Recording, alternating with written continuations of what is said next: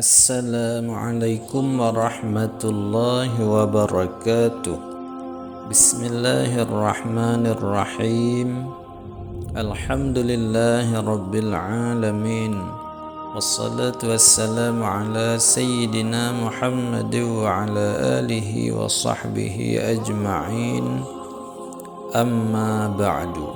Sahabatku semuanya yang ada di channel ini, semoga Allah Subhanahu wa taala memberikan kepada kita semua umur yang berkah, rezeki yang berkah, ilmu yang berkah, diampuni segala dosanya dan dimudahkan segala urusannya oleh Allah Subhanahu wa taala. Amin ya rabbal alamin. Setiap perkataan dan perbuatan serta ketetapan Rasulullah sallallahu alaihi wasallam menjadi sunnah untuk dicontohkan di dalam kehidupan jika ingin selamat di dunia dan di akhirat.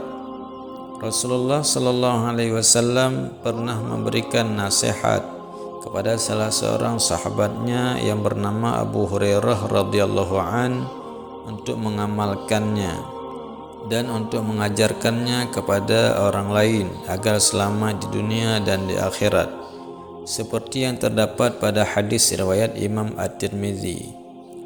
Ada 5 nasihat yang disampaikan Rasulullah sallallahu alaihi wasallam itu. Pertama, menjaga diri dari keharaman. Untuk menjadi orang yang paling taat kepada Allah ternyata bisa dengan cara meninggalkan keharaman.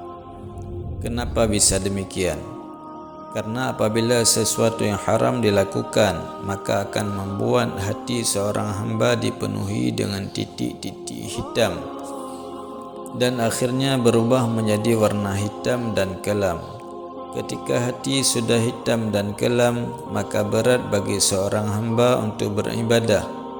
Sebaliknya, apabila seorang hamba menjauhi maksiat, maka hatinya akan bersih dan mudah melaksanakan segala perintah Allah Subhanahu wa taala dan sunnah Rasulullah sallallahu alaihi wasallam. Kedua, ridalah dengan yang telah ditentukan oleh Allah Subhanahu wa taala. Di sinilah seorang hamba harus selalu bersifat qanaah. Qanaah dalam arti mensyukuri dan menerima apa yang diberikan oleh Allah Subhanahu wa taala. Semakin bersyukur seorang hamba kepada pemberian Allah Subhanahu wa taala, maka semakin besar cinta Allah Subhanahu wa taala kepada dirinya hamba. Ketiga, berbuat baiklah kepada tetangga. Setiap muslim hendaknya menyadari bahawa peran tetangga sangat berpengaruh pada kehidupan sosialnya. Seorang muslim yang baik tentunya dia akan disenangi dan diperhatikan oleh tetangga sekitarnya. Sebaliknya, orang yang selalu menyakiti hati tetangganya, maka hidupnya akan selalu penuh dengan kesusahan. Saat menghadapi kesulitan, tak ada seorang pun yang membantunya. Keempat, cintai saudaramu seperti mencintai diri sendiri. Mencintai kepada orang lain seperti mencintai diri sendiri butuh usaha yang keras. Apalagi jika orang yang dicintai di kemudian hari ternyata kerjanya selalu mengunjing. Orang yang biasanya tidak bisa menahan emosi akan membalas gunjingan tersebut dengan hal yang sama. Bahkan bisa jadi lebih parah dari itu. Namun seorang muslim yang baik dan tidak terbawa emosi justru akan menasihati orang yang mengunjingnya dengan perkataan yang baik sambil mengajaknya untuk tidak mengucapkan kata-kata yang dapat menyakiti hati orang lain. Kelima, jangan banyak tertawa. Tertawa berbahak-bahak di zaman sekarang dianggap sebagai suatu hal yang biasa dengan alasan bahawa tertawa itu sehat. Ternyata memang tidak dilarang. Tapi jika sudah berlebihan, apalagi sampai menertawakan orang lain, maka hal itulah yang menjadi penyebab matinya hati seseorang. Dan jika hati seseorang sudah mati, maka lisannya akan kering dari berzikir kepada Allah Subhanahu wa taala.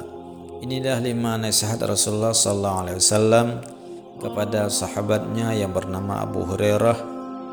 Semoga bermanfaat buat kita semua. Setelah kita menyimak video singkat ini, mari kita membaca selawat kepada baginda Nabi sallallahu alaihi wasallam.